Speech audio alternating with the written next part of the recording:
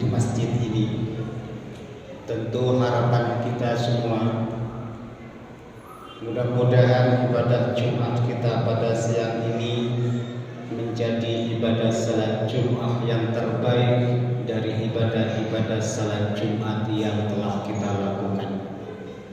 Hadirin sidang Jumat rahimakumullah, di dalam perjalanan hidup ini bagi seseorang yang beragama, khususnya yang beragama Islam, yang disebut dengan muslim sejati, tentu kita selalu menjaga dan memperhatikan akan kewajiban-kewajiban kita sebagai hamba Allah Subhanahu wa Ta'ala. Dengan menggunakan logika sederhana, kita ada di dunia ini pasti ada yang mengadakan, dan sudah tentu kita akan menjawab pertanyaan yang seperti ini. Yang mengadakan adalah Allah bagi yang muslim. Karena itu kita sebagai hamba-hamba Allah yang beriman, tentu kita punya kewajiban dan hak dalam menjalani kehidupan beragama. Di antaranya kewajiban-kewajiban yang harus kita jalani sebagai konsekuensi dari pernyataan dan pengakuan kita sebagai seorang hamba adalah beribadah kepadanya. Allah Subhanahu wa Ta'ala ketika ingin menciptakan manusia dan jin sebagai makhluk di dunia ini, Allah memberikan satu pernyataan di dalam firman-Nya dalam surat Al-Dhariyat surat ke-51 ayat 56. Wa ma khalaqtul jinna wal insa illa liya'budun. Telah aku ciptakan jin dan manusia supaya mereka menyembah kepadaku. Lalu pertanyaan kita, bagaimana saya harus menyembah Tuhan itu? Maka Allah Subhanahu wa Ta'ala menjawab dalam surat Thaha surat ke-20 ayat 14. Innani anallah la ilaha illa fa'budni wa aqimis salata li dzikri. Sesungguhnya aku ini adalah Allah. Tidak ada Tuhan di dunia ini kecuali saya, kata Allah. Nah, karena tidak ada Tuhan di dunia ini, hanya saya, maka sembahlah saya.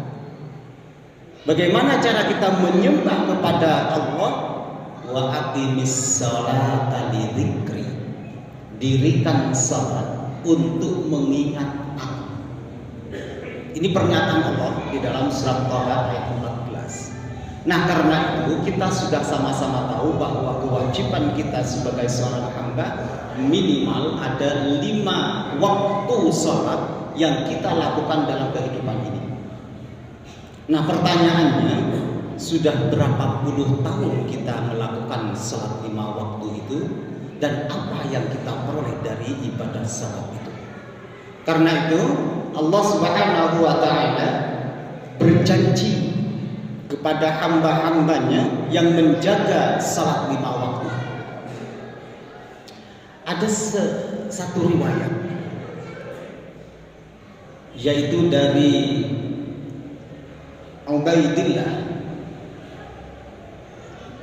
menceritakan tentang seorang laki-laki yang datang kepada Rasulullah sallallahu alaihi wasallam.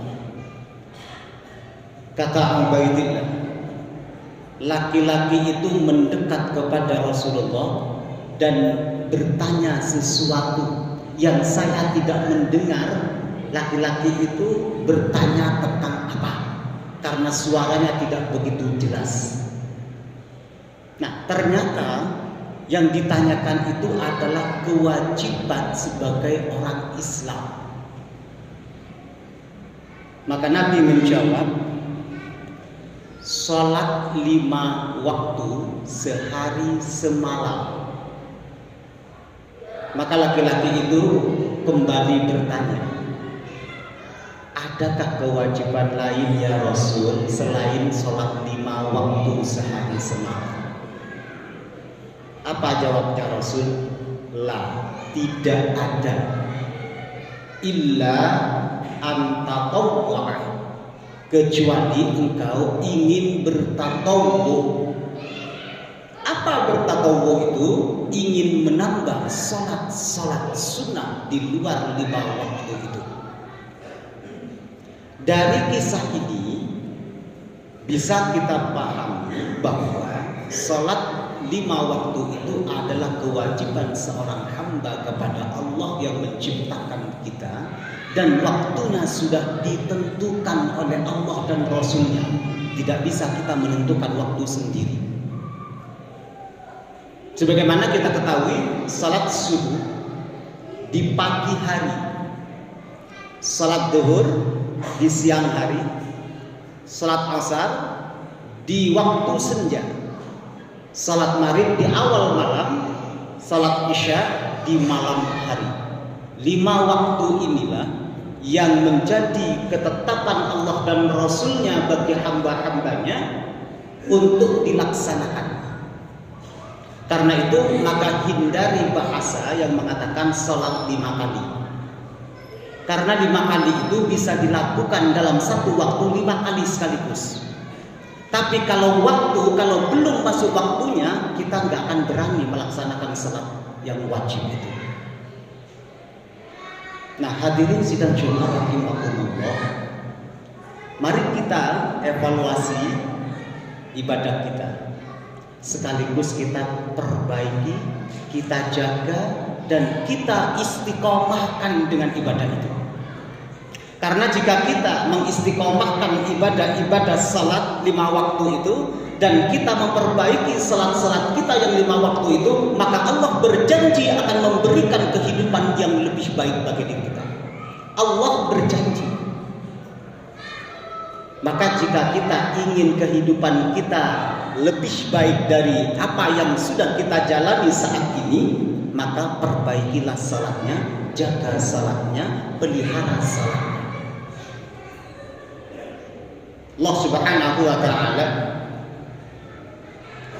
memberikan satu penjelasan di dalam surat An-Nahl surat ke-16 ayat 97 terkait dengan janji Allah bagi hamba-hambanya yang senantiasa menjaga salatnya. Menjaga salat itu nanti ada 3, minimal ada 3 yang termasuk dalam hamba Allah yang menjaga salat dan memperbaiki salat. Allah Subhanahu wa ta'ala berfirman, man 'amila shalihan, barang siapa yang beramal saleh.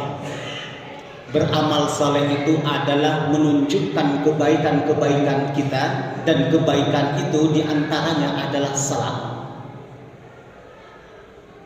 Dari mana kita tahu bahwa kebaikan itu adalah salat? Kita lihat surat Hud ayat 114, innal hasanatu yudhibnas sayyi'at. Kebaikan itu bisa menggugurkan dosa dan kesalahan. Ketika kita selesai salat, karena salat masuk dalam kebaikan, maka gugurlah salat kita, maka gugurlah dosa-dosa dan kesalahan kita. Siapa yang beramal saleh min dzakarin wa au unsa, dari laki-laki maupun perempuan hamba-hamba Allah itu, wa huwa mu'minun, dan mereka berdua, laki-laki dan perempuan itu mu'minun, mereka beriman kepada Allah, percaya kepada Allah, hidup matinya untuk Allah. Inna salati wa nusuki wa mahyaya wa mamati lillahi rabbil alamin. Surat Al-An'am ayat 162. Sesungguhnya salatku, ibadahku, hidup matiku semuanya lillahi rabbil alamin, hanya untuk Allah Subhanahu wa ta'ala. beriman. Maka Allah menjawab, falanuhyiyannahu hayatan thayyibah. Maka akan kami perbaiki kehidupan mereka dan kami berikan mereka penghidupan yang baik. Jadi jika kita ingin hidupnya lebih baik dari yang sekarang ini, kita perbaiki salat kita, perbaiki ibadah-ibadah kita, karena Allah sudah berjanji dan ini kepastian. Satu. Yang kedua, wala najziyannahum ajrahum bi ahsani ma kanu ya'malun. Enggak cukup Allah itu memperbaiki kehidupan kita, tapi Allah akan memberikan balasan berupa pahala yang lebih baik daripada apa yang kita lakukan di dunia ini. Kalau kita memperbaiki salat, Allah akan memberikan pahala dan ganjaran kepada kita jauh lebih baik daripada apa yang kita sampaikan kepada Allah, yang kita persembahkan kepada Allah Subhanahu wa taala. Ini janji Allah. Nah, karena itu hadirin sidang Jumat rahimakumullah, marilah kita evaluasi diri kita, ibadah kita. Barangkali dari sekian lama ibadah yang kita lakukan masih itu saja, kita koreksi sudahkah sesuai dengan apa yang diberikan oleh Rasulullah SAW kepada kita.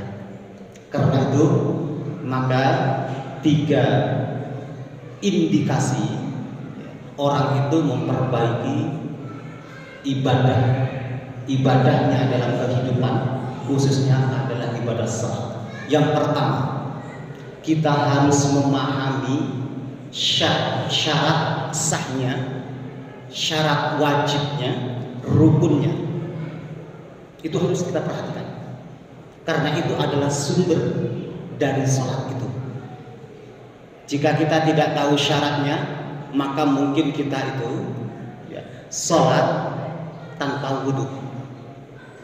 Jika kita tidak tahu syarat wajibnya, mungkin kita sholat tidak tepat waktu. Waktunya belum masuk, kita sudah sholat.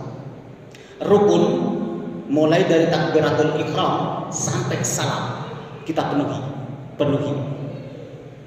Mulai dari takbiratul ihram sampai salam. Yang kedua, kita berusaha untuk memfokuskan diri kepada Allah dalam sholat itu. Kalau di luar sholat kita tidak pernah mengingat kepada Allah, yang diingat urusan-urusan duniawi kita misalnya, maka dalam sholat fokuskan ingat kepada Allah, buang semua pikiran-pikiran yang berhubungan dengan dunia, alias khusyuk di dalam sholat. Kalau ingin menjadi orang mukmin yang beruntung dalam kehidupannya. Nah, yang ketiga yang perlu kita perhatikan sebagai salah satu bentuk perbaikan ibadah kita, yaitu menjauhi hal-hal yang tidak bermanfaat dalam kehidupan kita. Insya Allah dengan 3 indikasi itu, kita sudah termasuk pada kelompok manusia, hamba-hamba Allah yang beriman, yang memperbaiki ibadahnya kepada Allah Subhanahu wa taala. Mudah-mudahan Allah Subhanahu wa taala memberikan kekuatan lahir batin kepada kita, memberikan kemampuan kepada kita untuk menjalankan seluruh perintah-perintah Allah dalam kehidupan ini, khususnya ibadah-ibadah yang menjadi kewajiban kita kepada Allah Subhanahu wa taala, sehingga Allah memberikan perlindungan dalam kehidupan kita, kehidupan keluarga kita, kehidupan jamaah kita semuanya, dan tetangga kanan kiri kita, sehingga satu daerah, satu tempat, satu lokasi ketika hamba-hambanya pada beriman dan bertakwa kepada Allah, Allah curahkan keberkahan dari langit dan dari bumi.